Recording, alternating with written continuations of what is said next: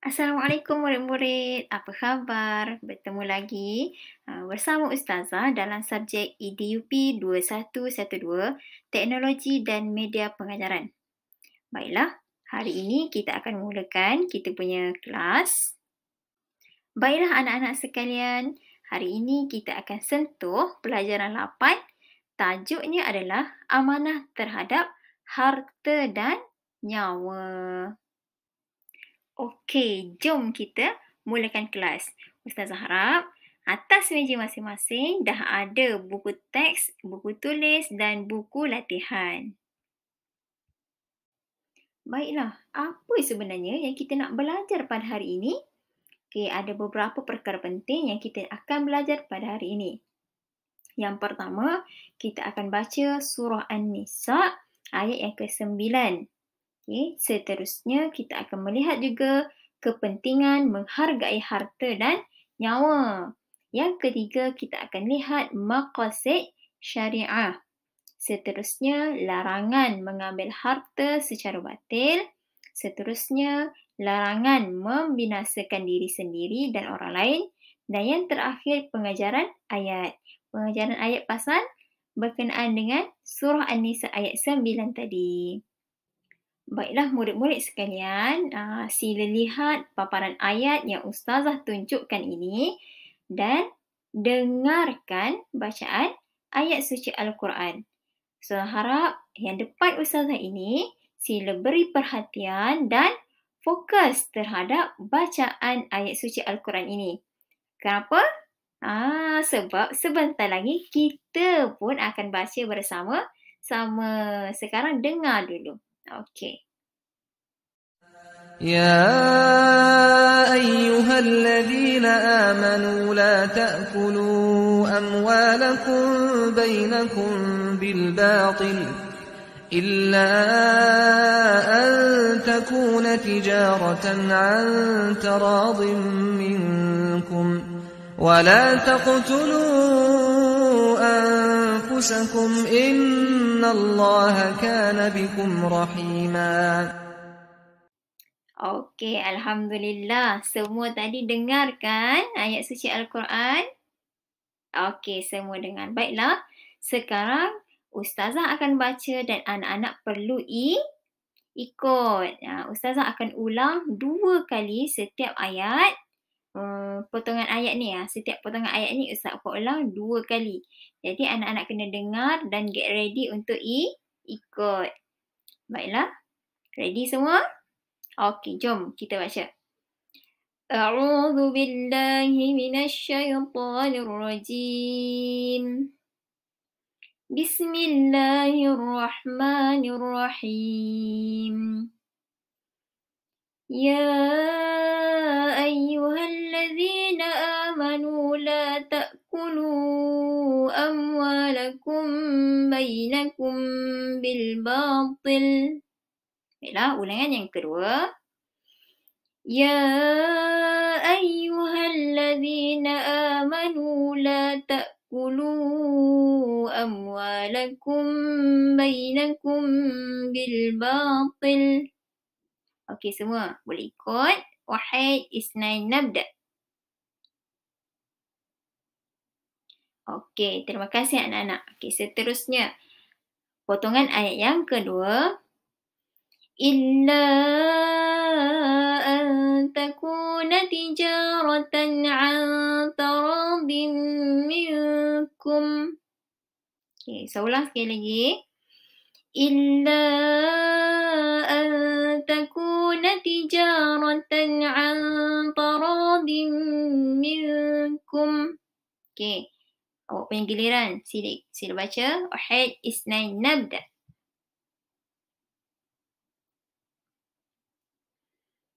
Okey, potongan ayat yang seterusnya. Wala taqtulu anfusakum. Ulangan kali kedua. Wala taqtulu anfusakum. Okay, wahid, isnain, nabda. Sila ulang.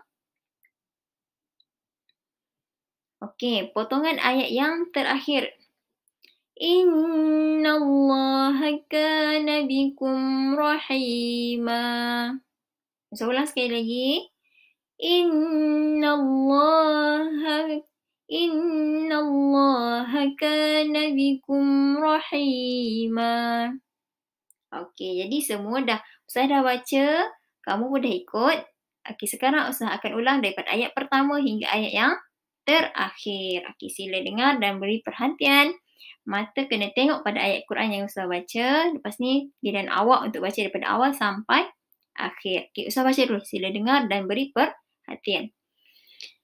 A'udzu billahi minasyaitonir rajim. Bismillahirrahmanirrahim.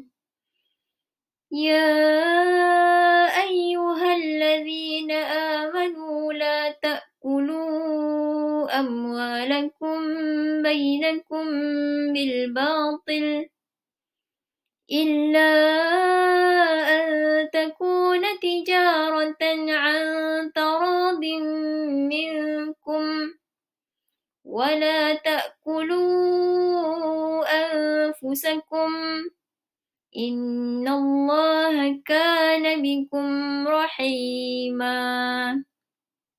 Okey, Wahid, Isnain, nabda. Sila perdengarkan bacaan anda.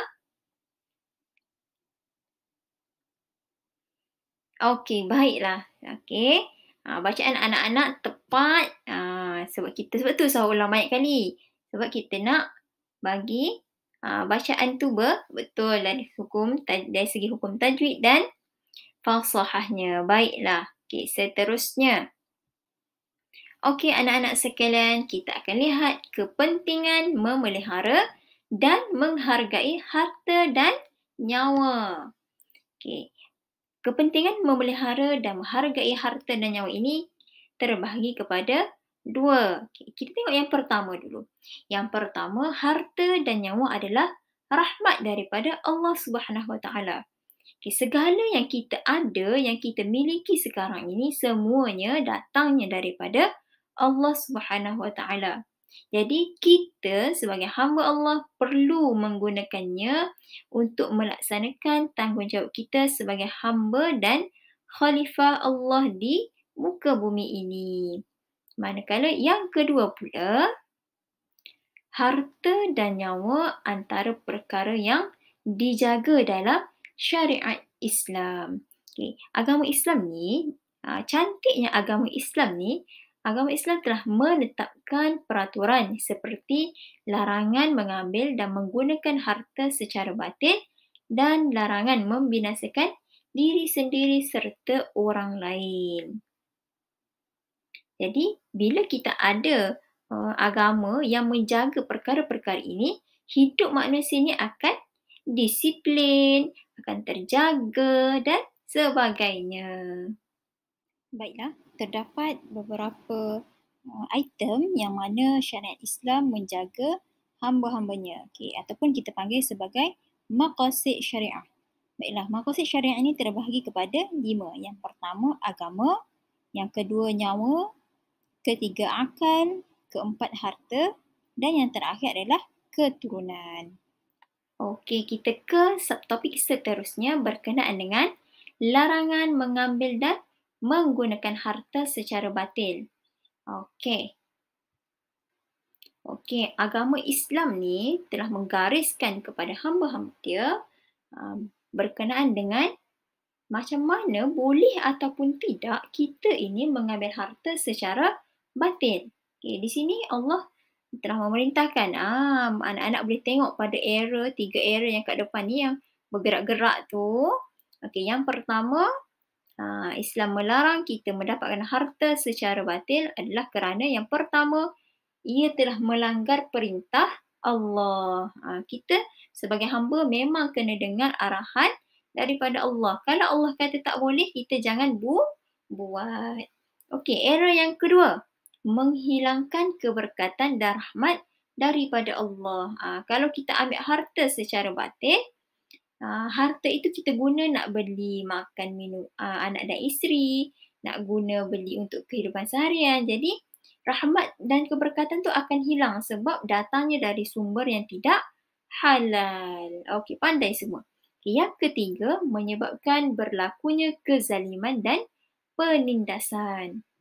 Okey, kalau yang ini berlaku kezaliman dan penindasan ini berlaku pada siapa?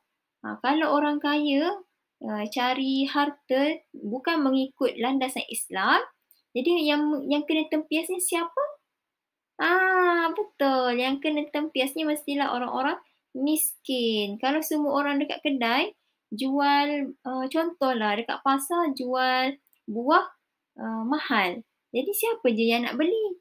Di situ kita telah tengok, kita nampak berlaku kezaliman kepada rakyat. Okey. Okey, anak-anak boleh tengok di hadapan ada 2 jadual. Okay, jadual ini berkenaan dengan pengurusan harta. Okay, pengurusan harta ni anak-anak kena tahu. Ada 2 sebenarnya cara pengurusan harta. Yang pertama, cara yang batil dan yang kedua, cara yang betul. Okey, jom kita tengok satu-satu. Cara yang batil. Okey, cara yang batil ni mendapatkan harta secara batil. Yang pertama adalah dengan cara mencuri, riba ataupun rasuah. Okey, riba tu apa? Pandai. Riba tu kalau kita pinjam RM10 nanti kalau kita kena kembalikan, dia minta bayar RM12. Tu tak boleh. Okay, yang kedua, menipu dalam jual beli. Ini ramai yang buat ni, menipu dalam jual beli. Contohnya kalau kita pergi pasar, penimbang tu dia adjust dah penimbang tu. Jadi, betul tak betul cara tu? Tak betul sebab dah ada unsur penipuan pada penimbang. Okay? Seterusnya boros dan kedekut. Kita ni kalau ada harta, kita tak boleh kedekut sebab dalam harta kita ada harta orang lain. Okey, yang kedua, cara menguruskan harta dengan betul. Yang pertama, berbelanja secara berhemah. Kita tak boleh kalau ada duit lebih kita nak belanja secara boros. Alah menang. Macam mana? Seperti peribahasa ada mengatakan, alah membeli, menang memakai. Maksudnya kalau barang tu, kalau kita beli barang tu memang mahal, tetapi kita boleh guna lama tak apa. Ni kalau kita beli barang semuanya kurang berkualiti tapi kita beli banyak, itu namanya berbelanja secara tidak berhemah. Okey, yang kedua, jujur dalam jual beli. Kita tak kira lah kita jumpa dengan orang miskin ke, orang kaya ke. Jual beli itu perlu secara ikhlas. Jangan kalau orang miskin kita letak mahal, kalau orang kaya kita letak murah barang tu ya. Itu tak boleh kerana tak jujur. Baiklah, yang ketiga, bekerja secara halal. Maksudnya kita ni mencari harta perlu dengan cara yang betul.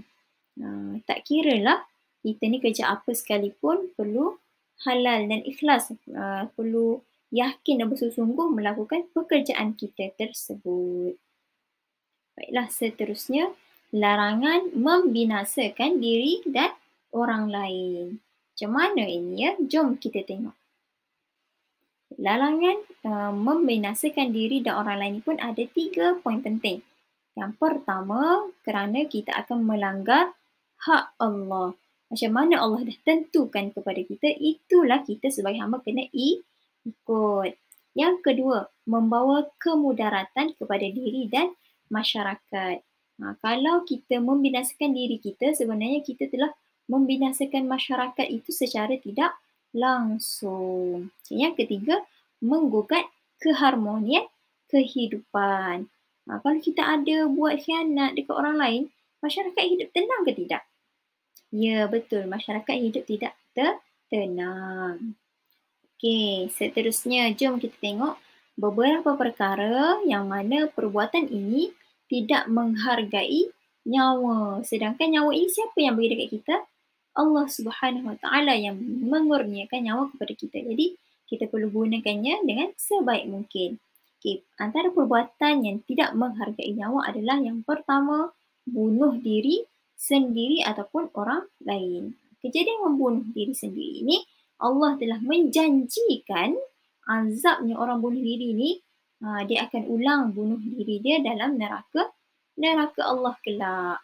Yang seterusnya, ketagihan rokok dan dadah. Saya nak tanyalah anak-anak, rokok dan dadah ni bahaya ke tidak bahaya?